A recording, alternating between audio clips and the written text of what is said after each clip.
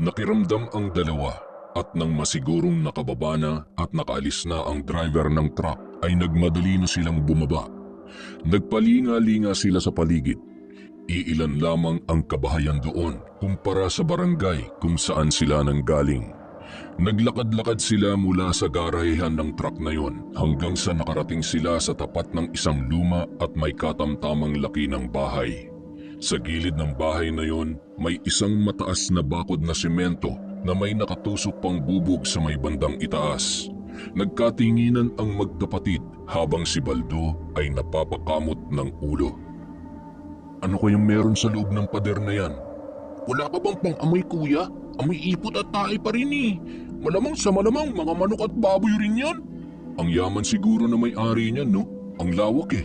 Ibig sabihin, makakadiskarte tayo sa bahay na yan. Siguradong yan na may-ari nitong manukan.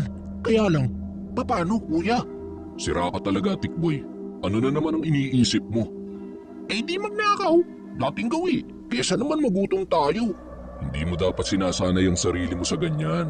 Kailangan na natin magbagong buhay. Malay mo, dito na tayo swertehin. Kailangan natin magbanat ng buto para tumigil na tayo sa kakatakbo. Ano sa tingin mo? Ikaw ang bahala, kuya. Basta magkasama tayo at hindi tayo magugutom. Go na ako. Pero kung iisipin, bakit tayo magpapakahirap kung pwede naman tayo magkapera sa mas madali at walang kahirap-hirap na paraan?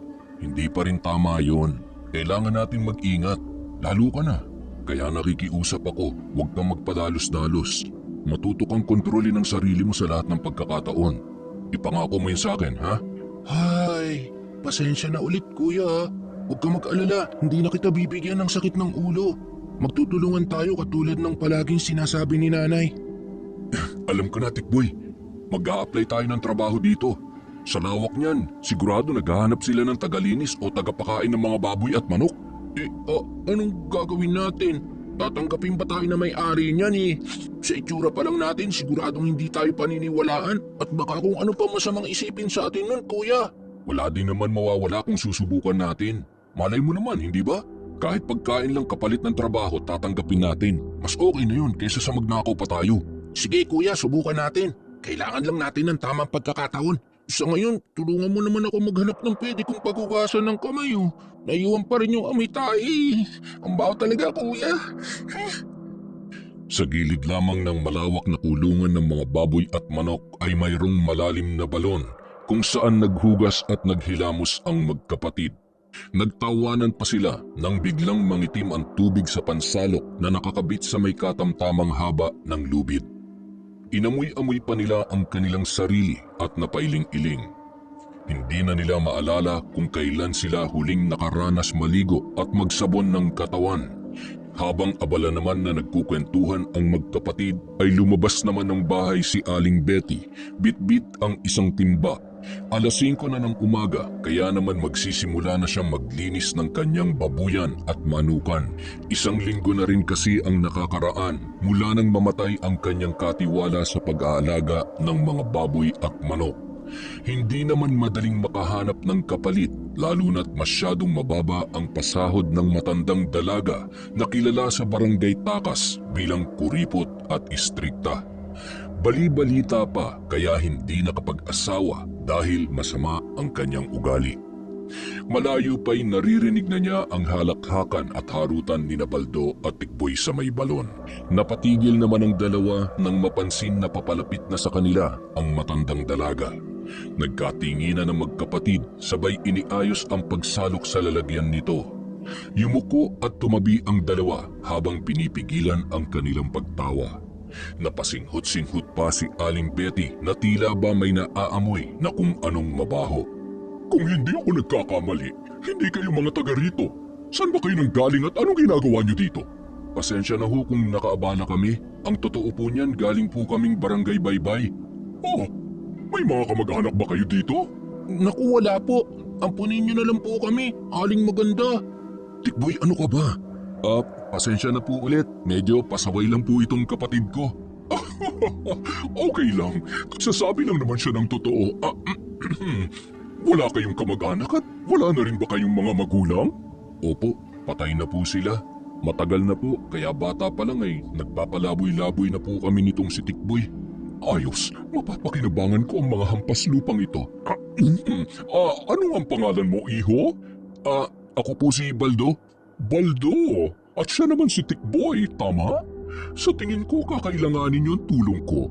Kung gusto niyo ng libreng matutuluyan at pagkain, ang mabuti pa magtrabaho kayo sa akin. Talaga po?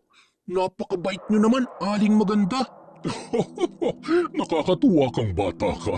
Dahil dyan, mabuti pa sumama muna kayo sa akin. Hindi naman po pwedeng ganyan ang mga itsura at amoy nyo habang nagtatrabaho. Mukhang kinakailangan yung maligo. Napakasangsang nyo at... Magpalit kayo ng damit. Aling Betty, wala po kaming pamalit. Huwag kayo mag-alala, maraming damit sa bahay. Naitabi ko pa naman yung damit ng mga kapatid ko noon. Nasa ibang bansa na kasi sila ngayon. Kaya po pala mayaman kayo, nasa ibang bansa ang mga kapatid ninyo, aling ganda. Tikboy, lahat ng meron ako'y galing sa sarili kong dugo at pawis. Lahat sa ngayon ay kailangang paghirapan. Kaya kung ako sa inyo, sipagan nyo para hindi nyo na kailanganin pa magpalaboy-laboy at mamalimos kung saan-saan. Huwag din kayong gagawa ng kalokohan. Marami na akong naipakulong ng mga magnanakaw. Naiintindihan nyo ba? Opo, naiintindihan po namin. Huwag po kayong mag-alala. Gagawin po namin ng maayos ang mga ipapagawa nyo sa amin. Opo, makakaasa po kayo. Pareho po kami masipag ng kuya ko at hindi na po kami magnanakaw. Oh, anong sabi mo? Ang ibig niya pong sabihin ay hindi po kami mga magnanakaw. Abay, dapat lang. Pansamantala tayo lang muna magtutulungan. Hindi pa kasi dumadating yung bago kong magiging katiwala. Pagdating niya, siya na ang bahalang mag-utos at magbantay sa mga gagawin ninyo. Tinitigan ng masama ni Baldo ang kanyang nakababatang kapatid. Napakamot ulo na lang si Tikboy nang ngumisi-ngisi at nakikinig sa kwento ni Aling Betty habang naglalakad papunta sa kanyang bahay. Pinaghintay na lamang sila sa pinto ng matandang dalaga habang kinukuha ang isang sako na punong-puno ng mga damit. Hinila niya lamang yon papunta sa may pinto dahil mabigat at hindi niya magawang buhatin ng mag-isa. Napalunuklaway na lamang ang magkapatid nang bumungad sa kanila ang isang sako ng damit na mga bago pa. Napangisi si Tikboy na tila ba naintindihan kung bakit hindi sila pinapasok sa loob ng bahay dahil sa sahig na nagpapahiwatig kung gaano kametikuloso ang naturang matandang dalaga. Itinuro sa kanila ang CR sa may bandang likod ng bahay na ginagamit ng dating katiwala ni Aling Betty. Doon ay nagmadaling maligo ang magkapatid na nagpalit na rin ng damit. Pagkatapos nilang maligo ay masayang-masaya ang magkapatid na isinama ng matandang dalaga sa manukan at babuyan. Kinakailangan pa nilang mag-igib sa balon ng pabalik-balik hanggang sa mapuno yung isang malaking drum ng tubig. Yan kasi ang gagamitin nilang panlinis ng kulungan at lalagyan ng kainan ng napakaraming manok at baboy. Baldo, pagkatapos mong linisan ang mga yan, tsaka mo lagyan ng mga patuka at huwag kakalimutang lagyan ng tubig, ha? Ikaw naman, Tikboy, paliguan mo ang mga baboy at linisin mo na maayos ang kulungan. Ito yung susi, Baldo. Pagkatapos nyo dyan, pumunta kayo sa bahay. Linisin nyo yung bodega at doon kayo matutulog. Doon naman sa likod ng bahay, mayroong kubo doon. May mga gamit at mesa doon. May lutuan din sa labas kung gusto ninyo magluto. O siya, mauna na ako't magluluto pa ako ng tanghalian natin. Kayo nang bahala dyan at huwag niyong kalilimutan na isara to ng maayos, ha? Pambihira naman, kuya. Hindi man lang tayo binigyan kahit kape bago sumabak sa trabaho. Kotang-kota na ako sa amoy ng ipot at tahi. Medyo kumakalam na rin ang sikmura ako. Ganun talaga. Trabaho muna bago kain. Bilisan mo na dyan. Hindi natin matatapos to kung magre-reklamo pa tayo ng magre-reklamo. Malay mo naman, pagkatapos nito, masarap ang tanghalian na niluto ni Aling Betty. Paano naman ako? Alam mo naman kung gaano ako nag-iingat sa kinakain ko. Kapag ako nang hina, di lalong hindi ako makakapagtrabaho. Teka, bakit nga ba ako namumroblema? Ang daming sariwang pagkain dito. Mukhang ang sarap ng bake, kuya. Hoy, huwag mong pakikialaman yan. Sigurado bilang na bilang yan ni Aling Betty. Pag nagkataon, malilintikan tayo. Sabagay, bahala na nga. Medyo busog pa naman ako. Nakarami kaya ako ng karne at dugo bago tayo tumakas kagabi. Sayang lang may nakakita sa akin kaya hindi ko naubos eh.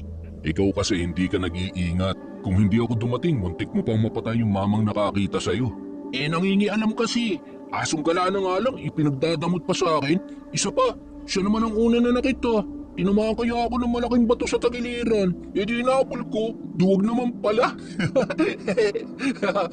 Ay nako, kahit duwag yun, kapag natsyempuhan at namukaan ka nun, magiging alanganin pa rin ang buhay mo. Kaya ngayon nasa maayos na tayong kalagayan, huwag ka nang basta-basta gagawa ng kalokohan ha. Ngayon may trabaho na tayo, makakabili na tayo ng karne na kakainin mo. Hindi na natin kailangan magnakaw pa. Oo na, Kya. Pero sa dami ng mga manok dito, imposible mabilang yan ni Aring Maganda. Kahit kumain ako ng paisa-isa araw-araw, siguradong hindi niya mapapansin yun. Talaga namang napakakulit mo rin no? Bilisan mo na't kagabi pa ako walang kain. Nanginginig ng tuhod ko sa gutom mo. Eto na nga, Kya, binibilisan ko na. Sana mabait yung darating na katiwala dito, no? At sana hindi ka anong mahigpit para naman pwede Hoy, Tikboy, saan ka pupunta? Nanlaki na lamang ang mga mata ni Baldo habang tinatanaw ang kapatid na hinahabol ang isang nakawalang sisiw sa kulungan. Hinablot niya yon at walang kasing bilis na nilantakan. Ipinagpag ang kanyang itim na damit sabay nagpunas ng bibig bago bumalik sa ginagawa niya na parang wala lang nangyari. Dumighay pa siya ng malakas, sabay pakanta-kanta habang nagwawalis at binubuhusan ng tubig ang kulungan ng mga baboy. Huwag mong uulitin yun ha, lalo na kapag dumating na yung magiging katiwala. Hindi kita mapuprotektahan kung ikaw mismong gagawa ng dahilan para mapahamak ang sarili mo. Galit ka ba, kuya? Hindi ako galit. Nagpapaalala lang. At kung gusto mong maging tahimik ang buhay natin, sana seryosohin mo rin. Ikaw lang ang iniisip ko. Kaya sana naman, lagi mong tatandaan ang mga sinasabi ko sa'yo. Wala na si nanay para protektahan tayo. At hindi ko rin kakayanin na may mangyari masama sa'yo. Hindi ko naman gusto na mangyari sa akin to eh. Hindi ko rin naman ginusto na maging aswang. At saka, bakit ako lang? Sinumpa ba ako, kuya? Ano ba kasi ang totoo? Bakit ako nagkaganito? Huwag na nating balikan ang mga nangyari noon. Ang importante, walang makakaalam sa totoong pagkatao mo. Walang pwedeng makaalam na aswang ka. Dahil pag nagkataon, malilintikan na naman tayo. Huwag mo nang hayaang maging halimaw ka katulad ng tatay mo. Yung tatay ko? Halimaw? Anong ibig mong sabihin, kuya? Ha? Wala. Tapusin mo na yan. Hanggang kailan mo ba itatago sa akin ang katotohanan, kuya? Magkapatid ba talaga tayo? Ano ba talaga ang totoo? May karapatan akong malaman kung anong dahilan kung bakit ako nagkaganito. Patawarin mo ako kung kinakailangan kong itago sa iyo ang katotohanan. Ayaw ko lang na sisihin mong sarili mo sa pagkamatay ni nanay. Pero tama ka. Siguro nga panahon na para malaman mo ang totoo. 8 taong gulang pa lamang ako nung mamatay ang tatay ko dahil sa sakit niya.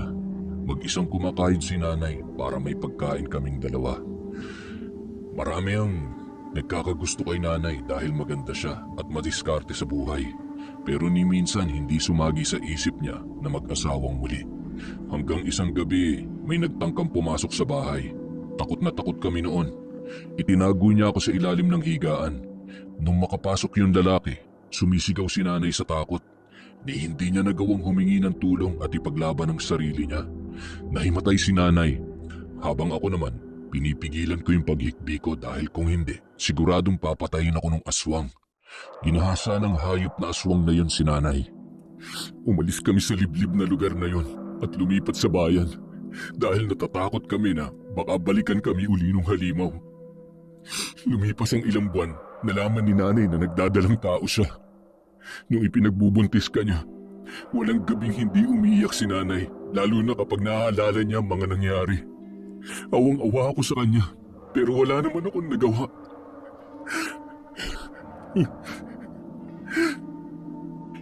Ako pala ang salot sa buhay niyo ni nanay. Bakit niya pa ako binuhay kung alam niyang aswang ang tatay ko? Sana hindi ka na nahihirapan ngayon, kuya. Sana hanggang ngayon buhay pa si nanay.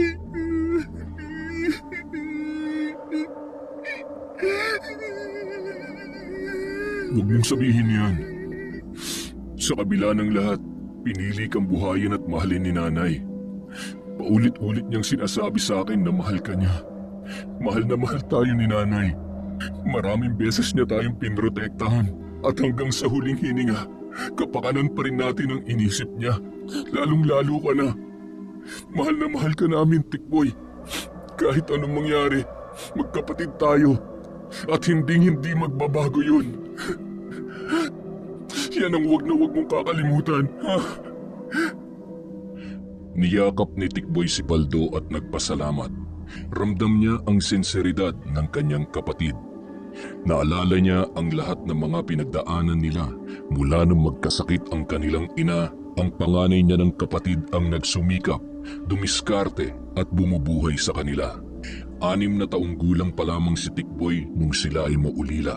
At doon na sila nagsimulang maging palaboy hanggang sa tuluyan na nga na naging taong grasa.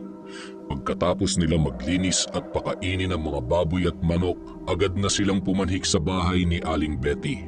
Pagdating nila ay saktong may bitbit na maliit na kaldero at mangkok ang matandang dalaga at ipinatong niya yun sa mesa sa gitna ng kubo.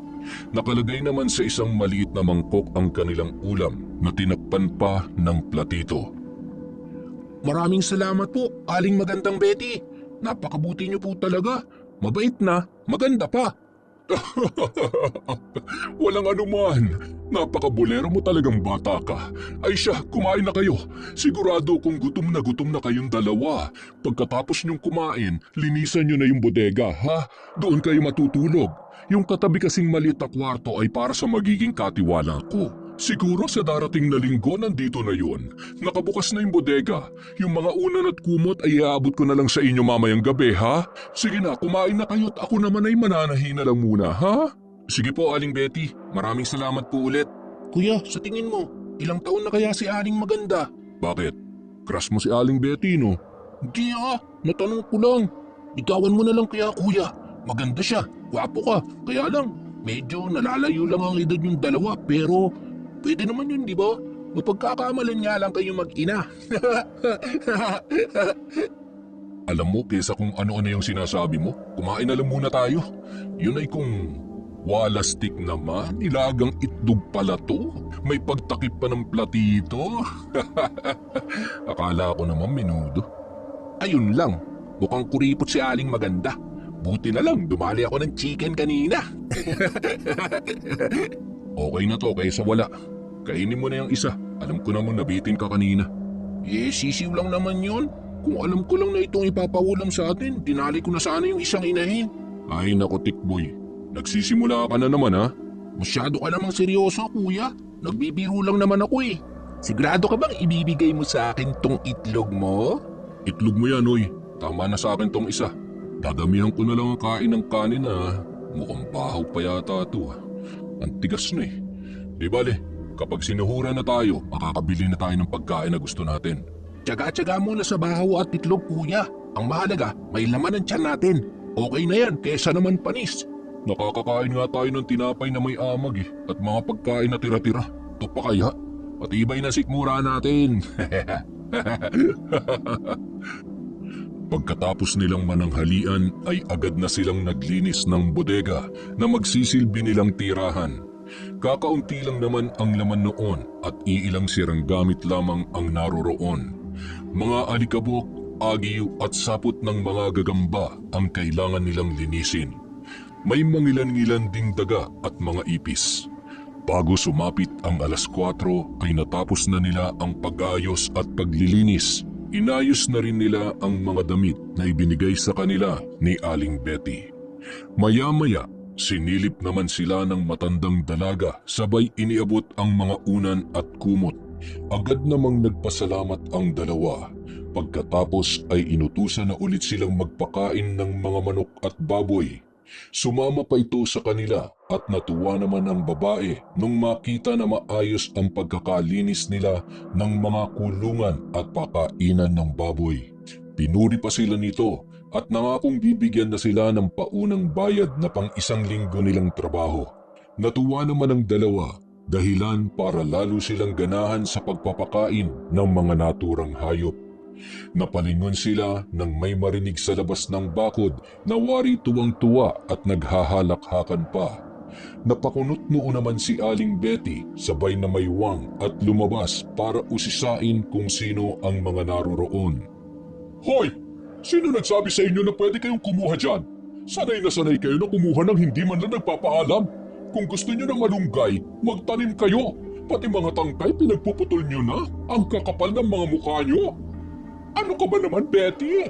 Malunggay na nga lang ay pinagdadamot mo pa. Kaya nga kumuha na kami nitong si Marisa ng tangkay para itatanim namin. At hindi na kami kukuha pa dyan sa lintik na malunggay mo. Saksakan ka ng damot.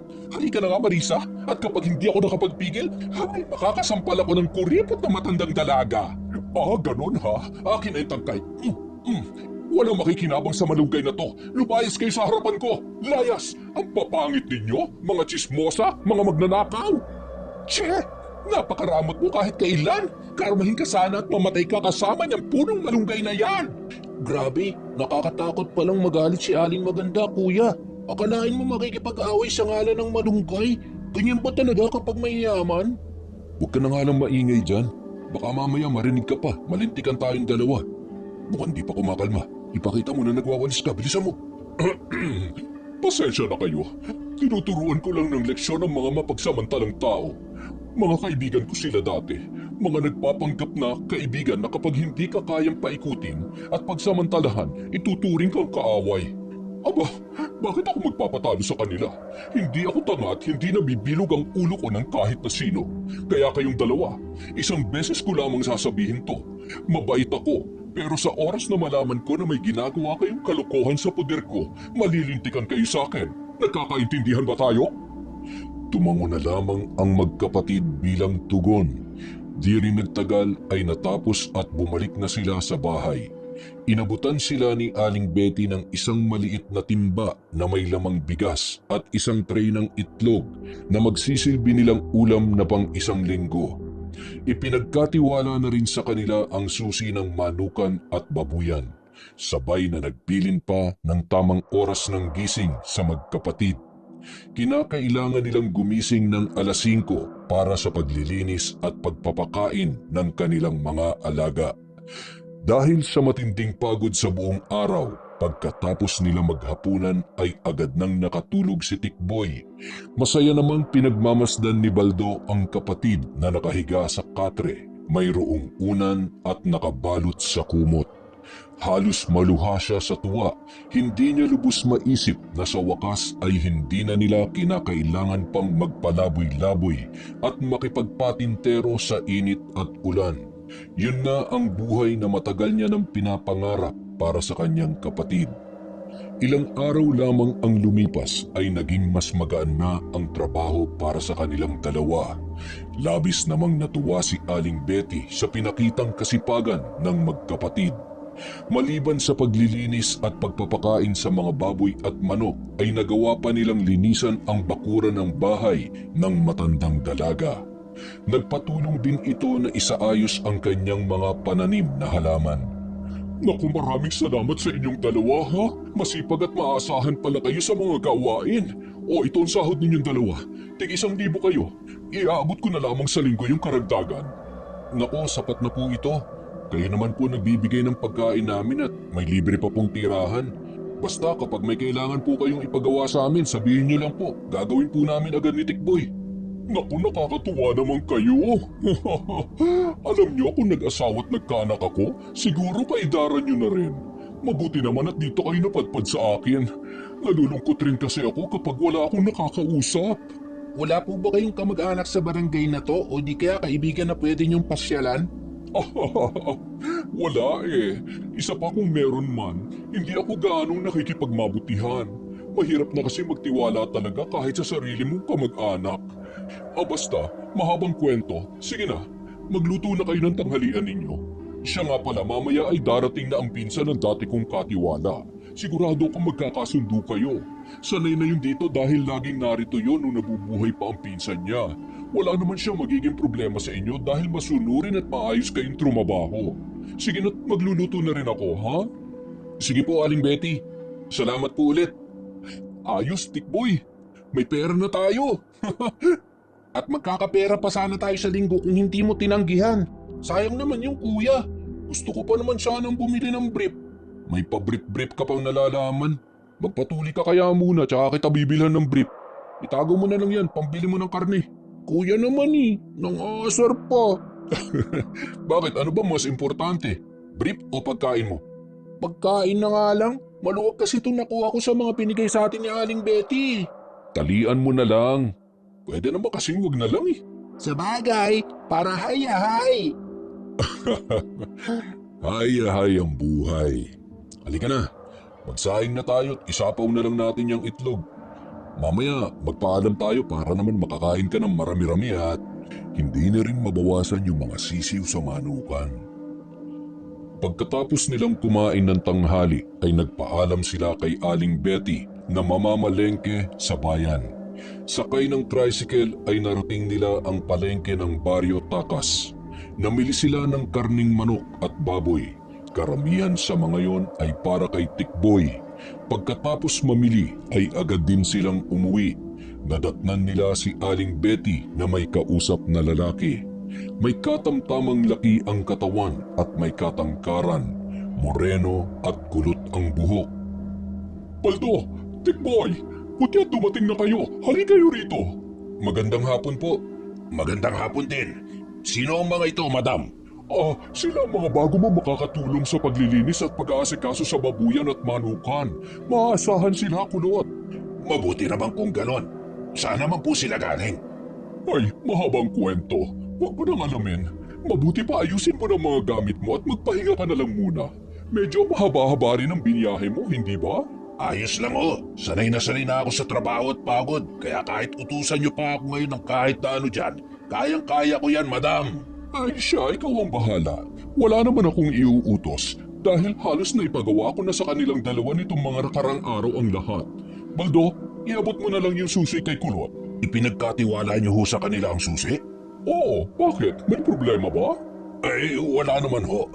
Ipapaalala ko lang ho sa inyo na mahirap ho magtiwala sa kung sino-sino lang. Lalo na kung hindi nyo naman lubusang kilala. Uso pa naman ho ngayon ang nakawan at kung ano-ano pa. Alam nyo naman ho, pagdating sa pera Kulot, nandito ka para magtrabaho. Hindi para pangaralan ako at sulsulan ng kung ano-ano. Alam kong ginagawa ko. Pahiya ka Buti nga sa'yo. Halika na, Tikboy. Magluto na tayo ng hapunan para may pagkain na tayo para mamayang gabi. Pagkatapos, trabahong atupagin natin. Ang yayabang niyo May kalalagyan kayo sa akin. Nakakunot noo si Tikboy habang nakaupo sa kubo at tila may malalim na iniisip. Patuloy naman sa pagluluto si Baldo. Sa isang maliit na kaserola ay ang adobo na ulam niya at sa kabila naman ay ang pinakuluan niya lamang na karni na pang-ulam ni Tikboy hanggang sa susunod na mga araw. Yun ang tanging paraan nila para maiwasan ng kapatid niya ang pagkain ng hilaw na karne. Oh, bakit nakatulala ka dyan? Wala lang kuya. Hi. Anong wala? Kanina pa kita pinagmamasdan. Sabi mo na kaya, ano bang iniisip mo? Kasi kuya, naiinis ako Kanino naman? Kanino pa? Di dun sa kulit na yun.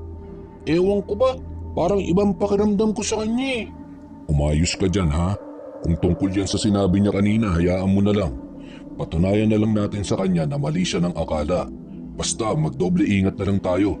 Ay, mukhang naamoy pa yata yung niluluto natin Sakyan na lang natin siya para walang problema ha?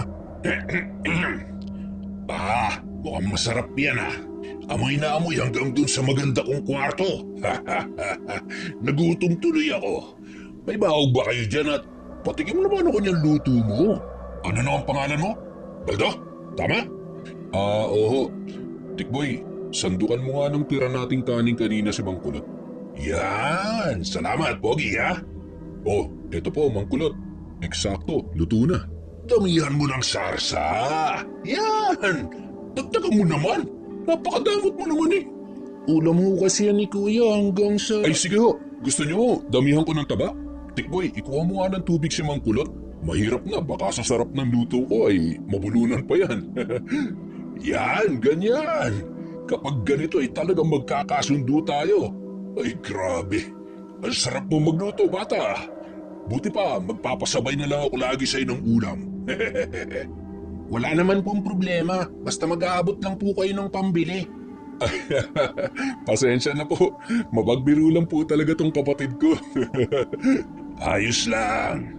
Sa bodega pala kayo natutulog. Buti hindi kayo pinagpipiestahan ng mga daga at ipis doon. Hindi naman ho. Nilinisan at inayos ho namin yun. Mas malinis at mas maayos pa sa pag-iisip at kaluluwa mo. Buti pala dumating na ako. Akalain mo tong si Matam. Kung sino-sino na lang ang... Ay, ewan. Siya, salamat sa masarap na pagkain. Tikboy, makikisuyo na lang nitong pinggan. Makatulog na nga lang muna. Mamayang alas 5, gisingin niyo ako ha. Magpapakain tayo ng mga alaga natin. Sige ho, Mang Kulot. Aba, ayos ah. Seryoso ba kuya? Yan ang magiging katiwala ni Aling Maganda? Mukhang siyang hindi mapagkakatiwalaan eh. Akalain mo yun? Pinakain na natin tapos pati itong pinagkainan niya ako pa maghuhugas? Sarap naman ang buhay niya. Bakit? Amo ba siya dito? Tikboy, kalmahan mo nga lang. Paano ako kakalma eh? Inaabuso na tayo. Ay, malay mo naman sinusubukan lang tayo. Huwag mo na lang pansinin. Pinag-usapan na natin to. Nakalimutan mo na ba? Ay, nakakapikon lang kasi. Sarap lapain. Anong sabi mo? Ay, wala kuya. Iitip ko na lang din muna tong init ng ulo ko. Sige, mabuti pa nga. Matulog ka na muna at gigisingin na lang kita mamaya.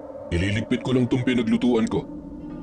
Agad namang nakaidlip si Tikboy habang nagliligpit si Baldo ng mga ginamit niya sa pagluluto. Nag-aalala siya sa inaasal ni Mang Kulot. Alam niya na ang isa sa kakayahan ni Tikboy ay ang malakas na pakiramdam nito sa mga taong nakapalibot sa kanya. Kinakabahan siya lalo na't may mga pagkakataon na nahihirapan ang kanyang kapatid na kontrolin ang kanyang sarili. Lalo na kapag siya ay nagagalit. Napabuntong hininga na lamang siya habang nag-iisip ng paraan para makaiwas sila sa posibleng mangyari sa darating pang mga araw. Eksaktong alas 5 ng hapon, kinatok ni Baldo at Tikboy si Mang Kulot sa kanyang kwarto. Maya-maya ay lumabas ang matandang binata na nakangisi at nakatingin kay Tikboy na noon ay humihikab at nag-uunat-unat ng kanyang katawan.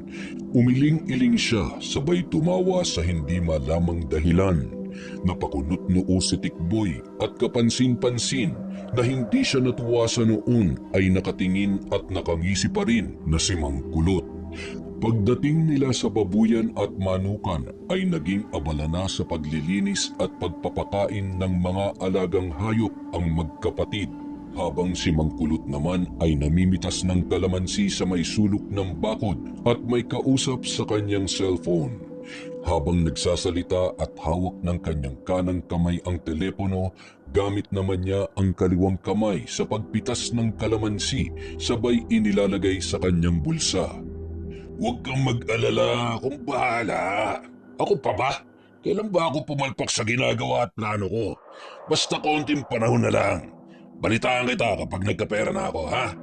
Oo, pangako yan, pre. Para ka naman tatakbuhan eh. Kuya, narinig mo yun? Alin?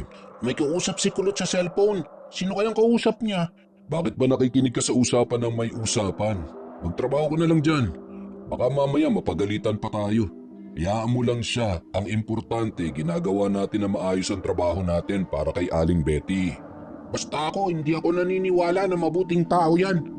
Ay, wala naman tayong magagawa kung anumang klaseng tao siya. Hindi naman natin hawak ang isip niya.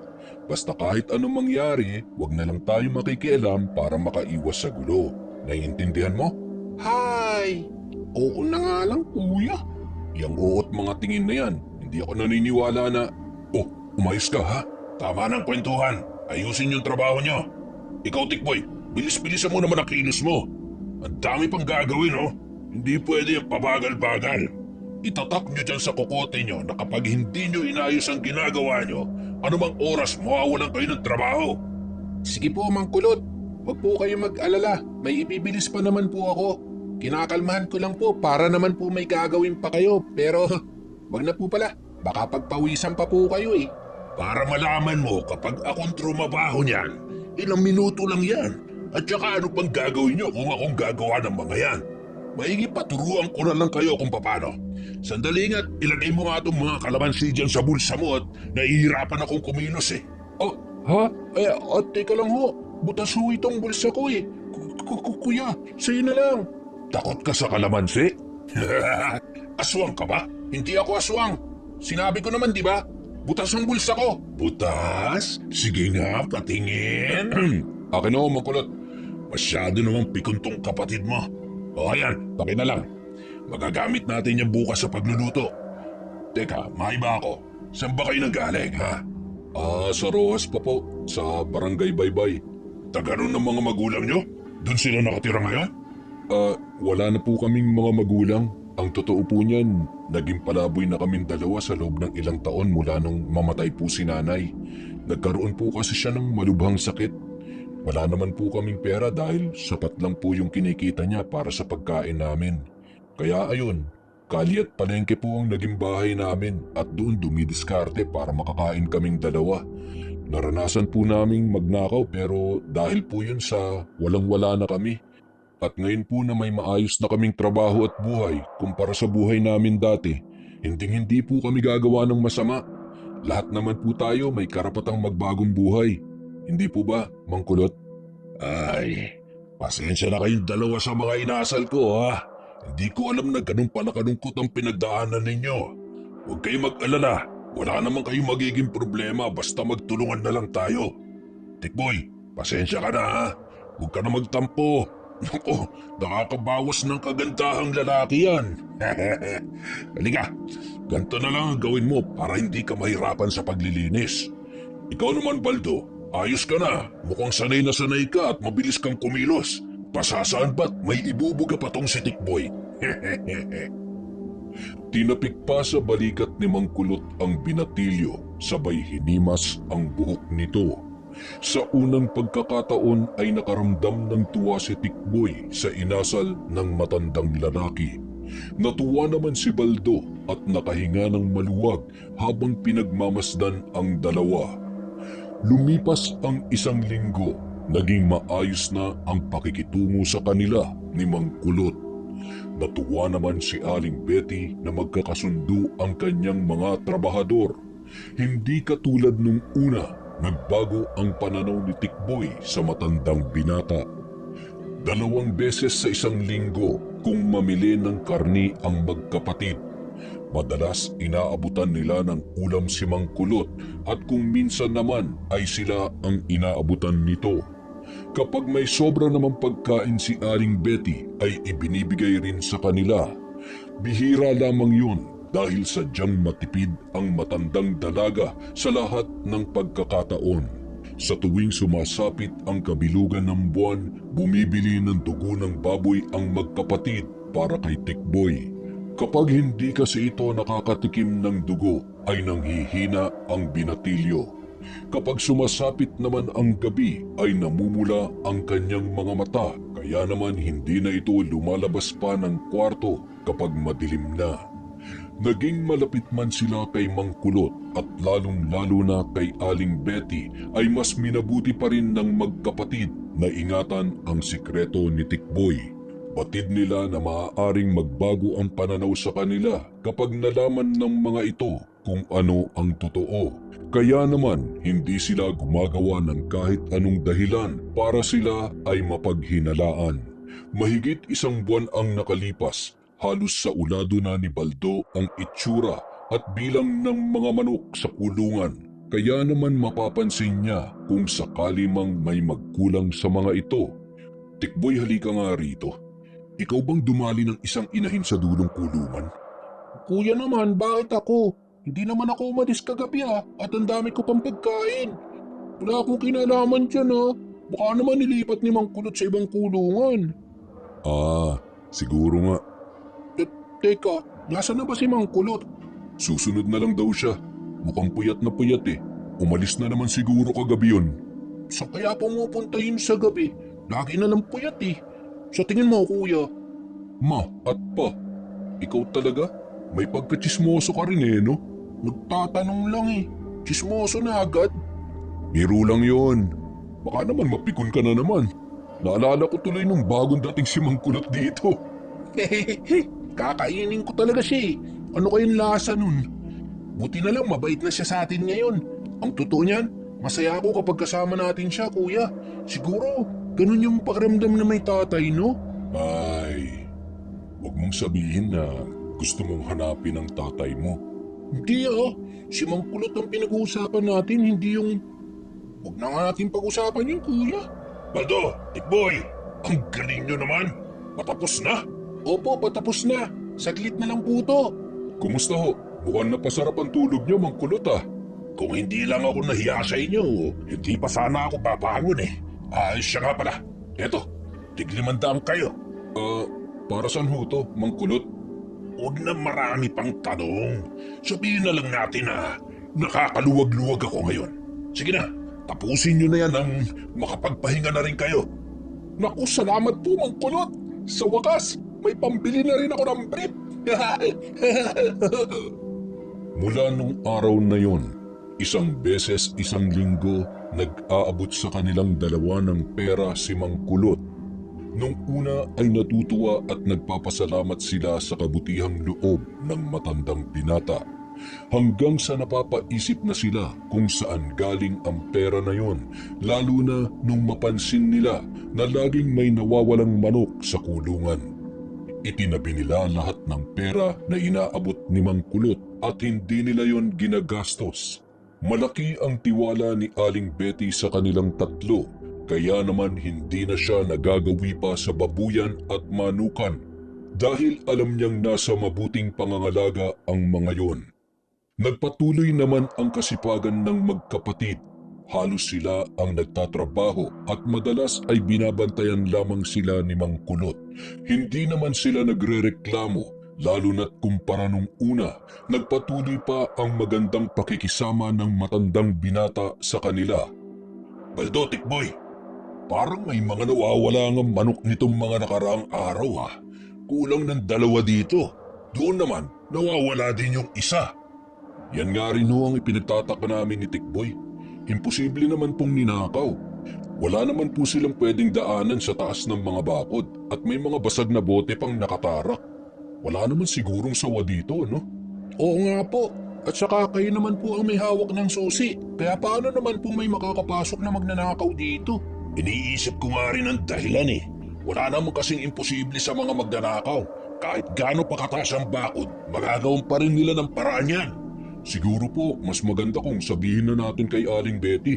Baka kasi mamaya tayo pa mapagalitan. Ang malala kung tayo mapagbintangan. Naku, hindi naman pwede yun. Malakas ang kutob ko, may magnanakaw talaga ng manok dito Alam nga naman, makawala saradong-sarado ang mga pinto ng kulungan. Tapos wala naman malulusutan sa taas ng bakod na yan. Napakahusay naman ng magnanakaw na yun kung sakali. Ay, paano kaya? Ako na lang ang bahala magsabi kay madam. Huwag kayong mag-alala. Kung sakaling may magnanakaw man, pasasaan ba't mahuhuli ko rin yan? Magbabantay ako sa gabi. Gusto niyo samahan ko kayo? Nako, hindi na kailangan. Oras ng pahinga niyo sa gabi. Ako nang bahala. Maraming salamat po, Mang Kulot. Pero kung sakali man na kailangan mo ng tulong, sabihan niyo lang po ako. Sasamahan ko po kayo. O siya, sige. Tapusin niyo na yan. Saglit na lang po to, Mang Kulot. Mamamalingki pala tayo sa bayan, kuya.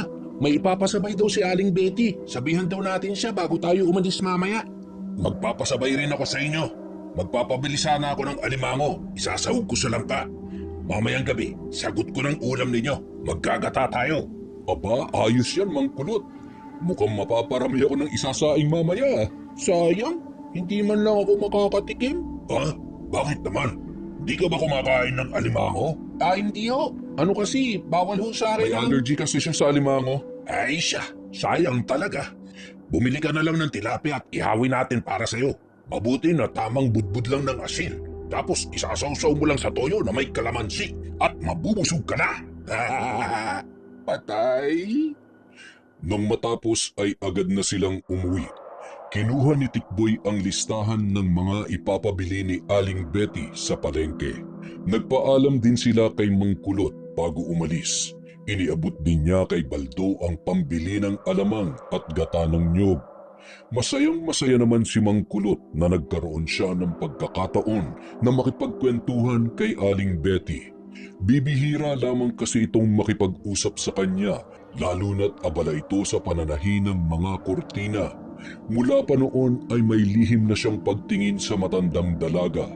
Yun nga lang hanggang tingin na lamang siya, lalo na't wala ni katiting na interes si Aling Betty sa mga lalaki. Pagdating ng magkapatid sa palengke ay inuna nila ang mga nasa listahan ni Aling Betty nang sa gayon masigurong wala silang makakalimutan. Ano kuya, kumpleto na bang nasa listahan? Basahin mong mabuti ha. Hindi ko nga mabasa yung iba eh. Alam mo na, hanggang grade 3 lang ang natapos ko tapos lagi pa akong absent. Ako pa kuya, ultimo pangalan ko hindi ko masulat. Paano pa ako magbabasa? Basta, bahala na. Marunong magbasa si Mang Kulot, diba? Magpaturo kaya tayo sa kanya para naman hindi tayo nahihirapan kuya. Sige, sasabihin ko sa kanya. Hindi naman tayo tatanggihan nun. Alam mo, tama ka. Para na rin nating tatay si Mang Kulot, no? Dahil dyan, bago natin makalimutan, bilhin na natin yung gata at alimango niya. Kuya, may nakita akong sariwang laman loob at dugo ron, no? Bilan mo nga rin ako. Magkakabilugan na naman ang ban, kaya alam mo na. Oo na, kaya ba kitang tiisin? Pagkatapos mamili ng dalawa ay dali-dali na silang sumakay ng tricycle pa uwi. Magkabilang kamay ang bitbit ng magkapatid. Medyo marami-rami rin kasi ang kanilang pinamili. Nasa tarangkahan pa lamang ay naririnig na nila ang boses ni Mang Kulot. Huwag kang mag-alala, madam. Tuturuan natin ang leksyon ng mga yan. Ako na pong bahala. Binalaan ko na kasi kayo eh. Ang hirap sa inyo. Nagtiwala kayo sa mga taong grasa na yon. Tayo ba ang tinutukoy niya? Tama ba ang rinig ko, kuya? Kalmahan mo lang. Pakiramdam ko tayo nga. Mukhang may pinaplano siya laban sa atin. Mag-ingat na lang tayo, Tikboy. Makikiramdam muna tayo. Ipangako mo sa akin na wala ka munang gagawin at sasabihin na kahit ano, ha?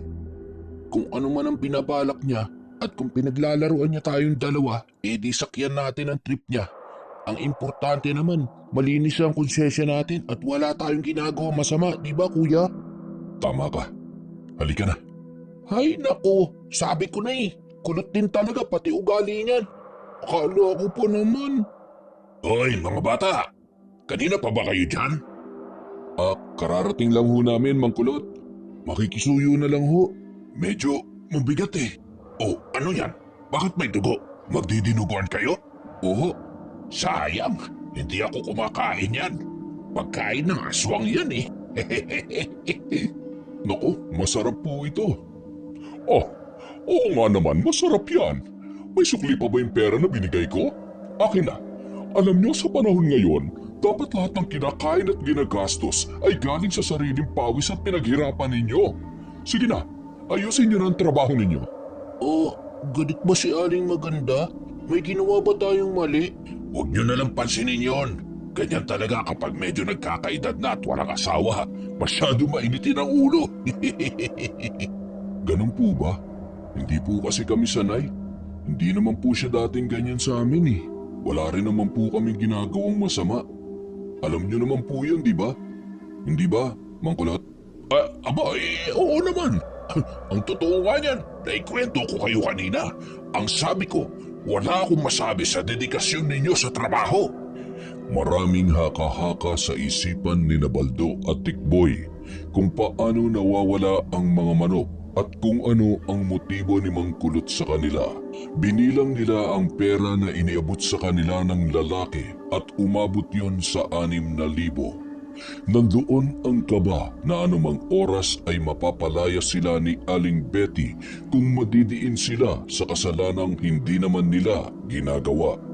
Kuya Gising, sigurado ko sa narinig ko. May kausap si Mang Kulot. Nag-uusap sila tungkol sa manok. Bumahong ka na dyan. Kailangan nating malaman kung ano ba talaga ang sikreto niya. Huwag ka nang sumama. Baka mamaya may makakita pa sa'yo. Hindi yan. Magsusombrero naman ako eh. Isa pa, kung sakaling magkagipitan, kakainin ko sila. Ay nako, kaya ayaw kitang isama eh. Joke lang yung kuya. Tara na kasi, bilisan na natin. Sana lang may mapala tayo dahil kapag wala, tatamaan ka sa akin. Ang sarap na tulog ko eh, ginising mo pa ako. Hindi mo pagsisisihan to, kuya. Pustahan pa tayo. Ano naman ang ipupusta mo? Yang brief mong butas? Gusto mo? Ay nako, Tikboy. Tara na nga. Paglabas nila ay nakakandado ang gate ng bahay. Kaya naman napilitan silang tumalon sa may katamtamang taas na bakod. Nasabit pa ang braso ni Baldo at bahagyang nagasgasan yon. Nagmamadali silang naglakad at laking gulat nila nang malayo pa ay narinig niya na ang halakhak ni Mang Kulot at may kasama itong isang lalaki na may dalang mga lalagyan ng manok. O yan pare, amanas na tayo ha. Wala na akong utang sa'yo. Hayop na kulot na yan. Siya pala itong nagnanakaw. Tapos tayo itong ipapahamak niya. Ang dapat sa kanya. Tikboy, ano ka ba? Marami pang paraan para pagbayarin natin siya sa kasalanan niya. Ang mahalaga, alam na natin ang totoo at hindi niya na tayo mapapaikot sa palad niya. Halika na, umuwi na tayo. Huwag kang mag-alala, alam ko na kung anong dapat natin gawin ngayon. Hindi pa man sila nakakaalis ay biglang may dumaang palaboy na aso at tumahol pagtapat sa kanila. Napatigil naman sa pakikipag-usap si Mang Kulot at nagpalinga-linga sa paligid. Nagmamadali nitong pinatay ang ilaw sa manukan at babuyan para masigurong walang makakakita sa kanila. Kinuha nito ang flashlight at agad na naglakad papunta sa may gate. Halika na kuya, tumakbo na tayo. Nang marinig ang mga kaluskos ay kinabahan ang matandang binata. Lintik, sino yan? Pre, kailangan mo nang umalis. Tatawag na lang uli ako sa'yo kapag may bagong ibebenta, ha? Pagkaalis ng kausap ay pinalitan ni Mang Kulot ang manok ng iba na galing sa ibang kulungan para hindi yun mahalata ni Baldo. Agad na rin siyang bumalik sa bahay at dahan-dahan na isinara ang gate. Dumaan siya sa may kusina kung saan malapit ang kanyang kwarto at ang kwartong tulugan ng magkapatid. Dahan-dahan pa siya sa paglalakad nang biglang binuksan ni Baldo ang ilaw. Anak ng teteng, nakakagulat ka naman Baldo. Bakit gising ka pa? Iihi lang po, Mang Kulot. Kayo, saan po kayo nang galing? Nagpahangin lang ako sa labas. Medyo maalinsangan at hindi pa kasi ako dinadalaw ng antok eh. Madaling araw na gising pa rin pala kayo. Kulot, saan ka nang galing? Hindi po ako umalis, madam. Hindi ka umalis? Sigurado ka? Oo naman. Bakit naman ako magsisinungaling sa inyo, madam? Napakagaling mong magsalita. Akala mo ba mabibilog mo ang ulo ko? Alam mo, isang tingin pa lang, alam ko na kung nagsisinungaling o hindi ang isang tao. Kaya sa inyong dalawa, alam ko kung sino ang sinungaling at magnanakaw dito sa pamamahay ko. Aling Betty, wala ho kaming ginagawang masama ni Tikboy. Opo, naging palaboy at minsan kaming naging magnanakaw noon dahil wala na po kami makain. Pero mula po nung nagtrabaho na kami dito sa inyo, ni minsan po hindi po namin naisip na magnakaw. Maawa po kayo sa amin. Huwag niyo po sana kaming alisin sa trabaho, Aling Betty. Baldo, meron ba akong sinabi na magnanakaw at sinungaling ka? Wala naman, hindi ba? Madam, lalo namang hindi ako. Noon pa man ay kilala niyo na ako, kaya... Tama na, Kulot. Hindi ka lang kulot. Salot ka pa. Sinungaling ka. Mula nung unang araw na nakita kitang lumalabas ng gabi ay binantayan na kita. Kung inaakala mong mahimbing lang ako natutulog at lubos na nagtitiwala sa'yo, nagkakamali ka. Para lang din malinaw sa'yo, nakarating na sa akin na ipinagbebenta mo ang mga manok ko. Napakagaling mo, ano? Ang lakas ng loob mo na pag nakawan ako? At ang sama ng ugali mo para idiin ang magkapatid na matapat at maayos na nagtatrabaho. Kung alam ko lang, hindi na sana kita hinayaang tumungtong dito sa pamamahay ko. Madam, magpapaliwanag po ako. Patawarin niyo po ako. Hindi na po mauulit. Talagang hindi na. Dahil ngayong gabi mamili ka. Palalayasin kita o ipakukulong kita. Ano? May araw din kayo sa akin. Babalikan ko kayo. Tandaan niyo yan. At sino tinakot mo? Huwag mo akong pagbabantaan.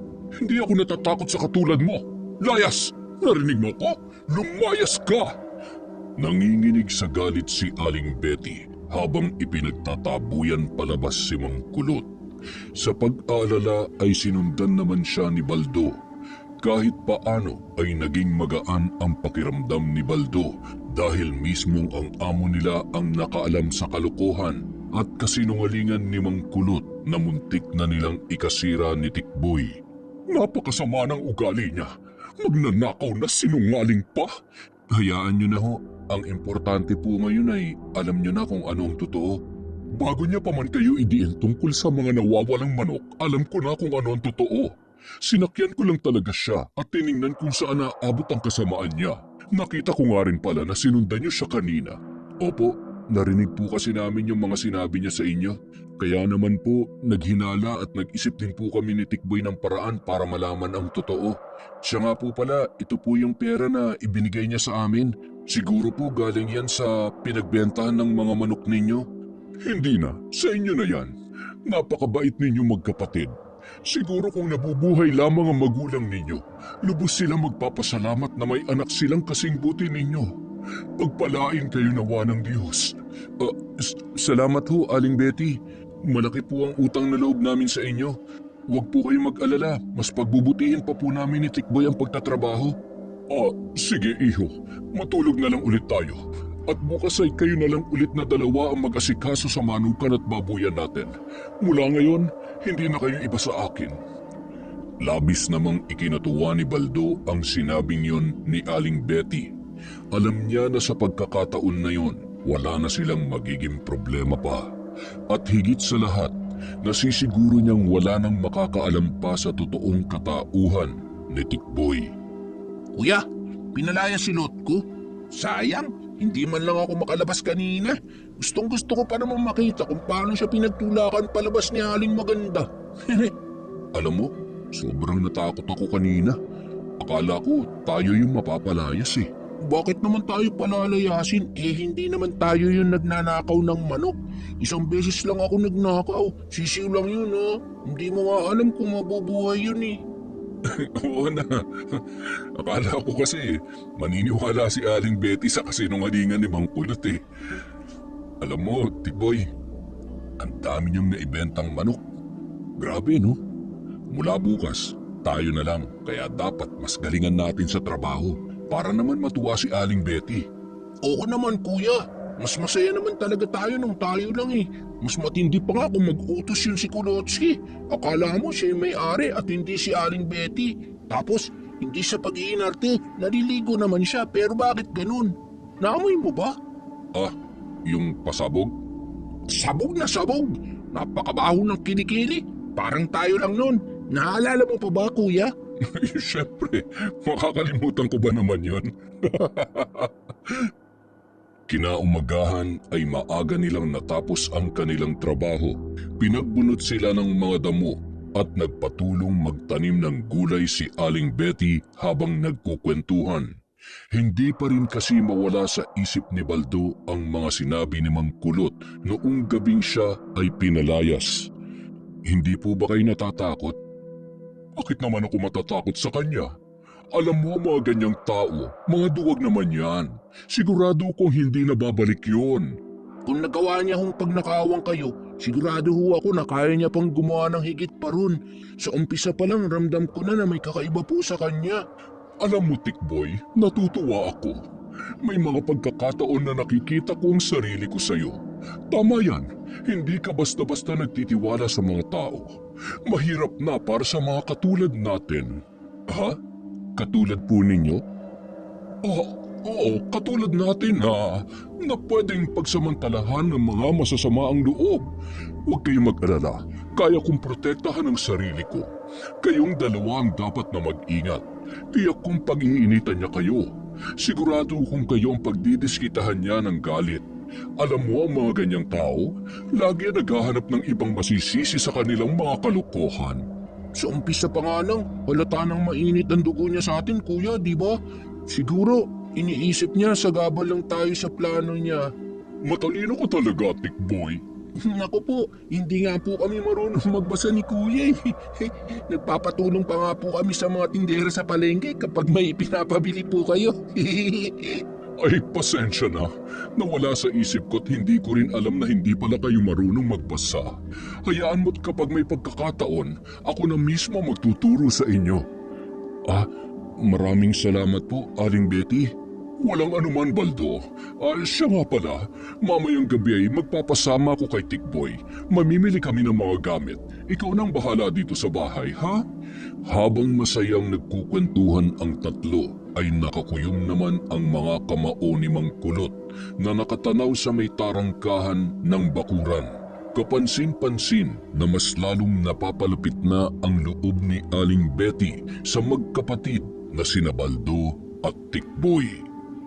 Magpakasaya na kayo dahil malapit na ang oras ng paniningil ko.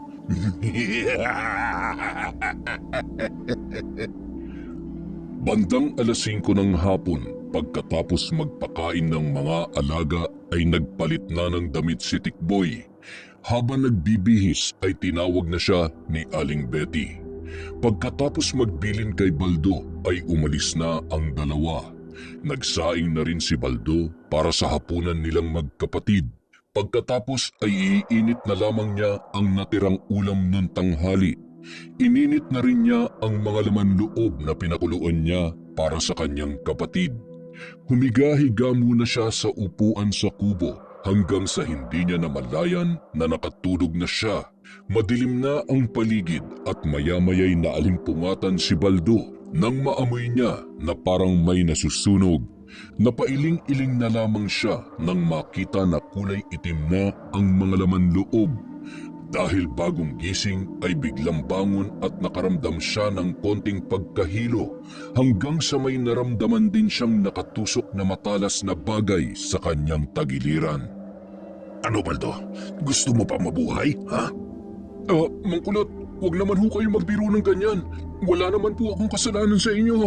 Kung tutuusin, kayo pa nga po may atraso sa aming magkapatid. At talagang sumasagot ka pa, ha? Baka gusto mong italak ko to dyan sa leeg mo. Kapag nagkataon pala, kawawa naman ang bunso mong kapatid. Hindi niya na madadatnan ng pinakamamahal niyang kuya. Napakasama mo talaga. Masama pala, ha? Dito ka lang muna sa haligi. Ayaw ko ng istorbo sa mga gagawin ko. Kaya naman, dapat sa'yo nakatali na mahigpit na mahigpit. Nasisiraan ka na ng ulo. Napakasama mo. Pakawalan mo ako dito. Papatayin kita. Manahimik ka. Huwag mong inuubos ang pasensya ko. Patayin mo man ako ngayon. Malaya ka man makapagnakaw dahil nakatali ako dito. Pagbabayaran mo pa rin ang mga kasalanan mo. Sigurado kong ipakukulong ka ni Aling Betty at mabubulok ka sa kulungan. Wala akong pakialam. Paano ko makukulong kung sabay-sabay ko na kayong ililibing mamaya? Ha? Mas masahol ka pa sa demonyo. Wala kang konsensya.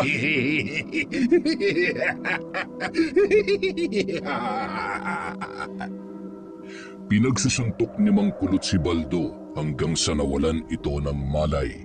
Nagmadali naman pumasok sa kabahayan ang matandang binata at pilit na binubuksan ang pinto ng kwarto ni Aling Betty.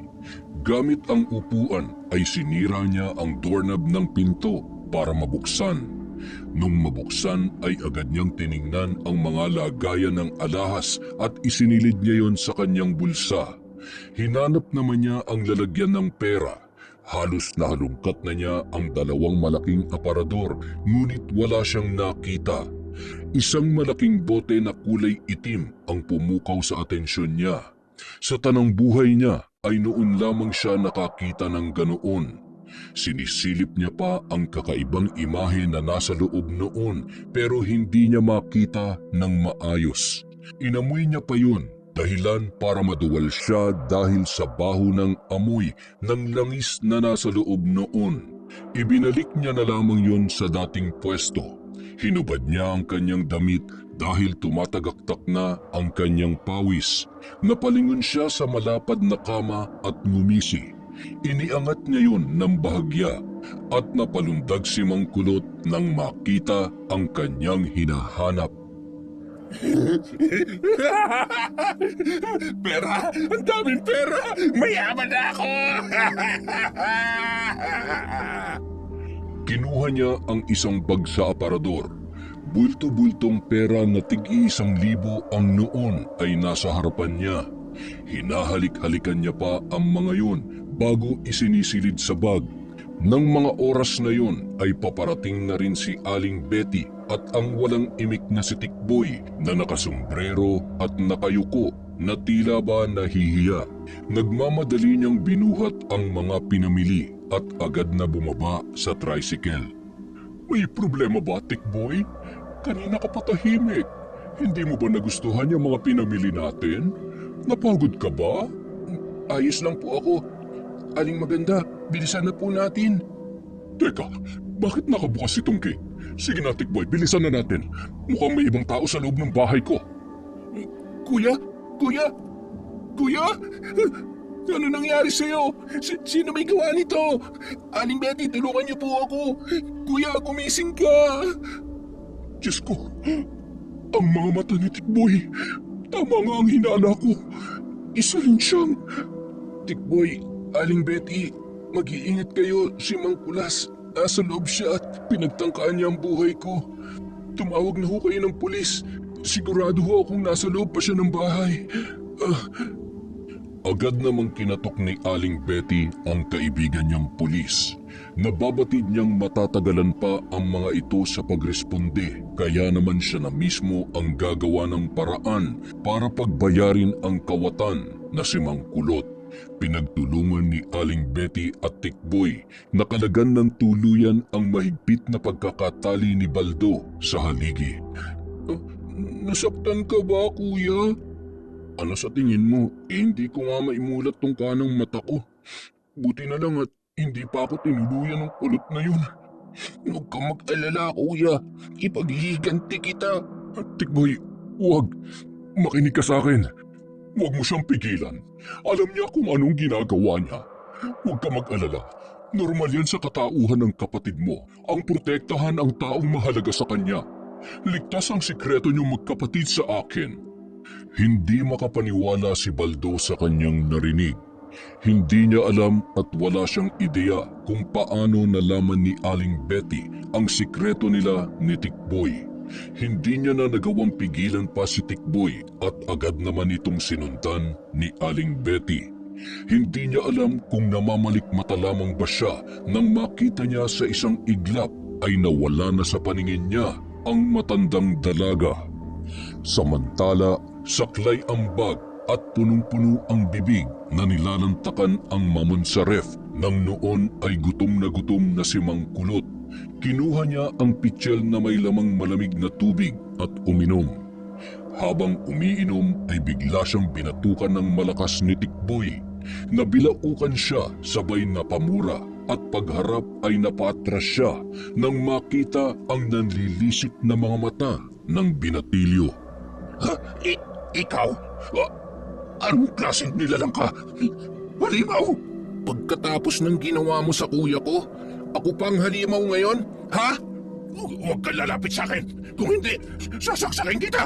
Sa tingin mo ba kaya mo akong tapusin gamit ang kutsilyo na yan? Kaya pala takot ka sa kalamansi dahil isa kang aswang. Aswang! Halimaw ka! Tingnan mo nga naman.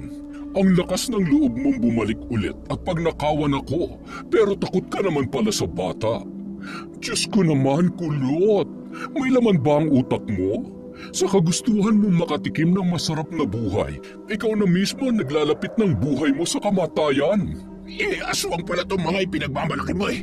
Malamang sa malamang, sila rin ang papatay sa'yo. Hindi ka ba natatakot sa kanila? Bakit naman ako matatakot? Alam mo mas nakakatakot dito sa mundo? Yung mga katulad mo. Mas masahol ka pa sa aswang. Sa mga aswang na katulad namin! Aswang! Aswang ka rin! Duwag! Bakla ka yata, Mang Kulot, kaya hindi ka nakapag-asawa eh. Ay, bayot! Bayot na magnanakaw! Ganun dapat sa'yo, kala mo ha? Aray, ang itlog ka! Magpasalamat ka dahil hindi ako kumakain ng tao. Alam mo, Tikboy, kung sakali man, mukhang nakakalaso ng karne at dugo niyan sa labis na sama ng ugali. Hintayin na lang natin ang mga pulis. Siguradong paparating na sila. At kapag nagsalita yan tungkol sa atin, alam niya na kung anong mangyayari sa kanya. Patawarin niyo po ako. Ayoko pong makulong. Mababagong buhay na po ako. Wala rin makakaalam ng sikreto ninyo. Tumigil ka naman, kulot. Yang ugali mo, parang buhok mo. Hindi na mauunat yan. Malala na yung pagiging sinungaling at magnanakaw mo. Hindi pwedeng hindi mo pagbayaran ng ginawa mo dahil siguradong marami ka pang buhay na mapeperwisyo. Katulad ng ginawa ni Mang Kulot kay Baldo, itinali din nila ito sa haligi habang hinihintay ang mga pulis. Nang makabawi ng lakas ay lumapit si Baldo sa matandang binata. Nakita mo tong ginawa mo sa akin? Hindi pwedeng hindi ako gumanti sa'yo. Aray! Yan, pareho na tayo. Gusto mo sa kabilang mata rin para pantay? Mukha namang bagay sa'yo eh. Mas bagay sa'yo. Lalo kang gumwapo. Talaga, si kuya kahit may black eye gwapo. Ikaw, mukha kang unggoy. Kawawa naman ang makakasama mo sa kulungan sa lakas ng putok mo. Tigilan nyo na yan. Hayaan nyo na yung papakin ng langgam. Hoy! Pakawalan niyo ako dito! Mga aswang!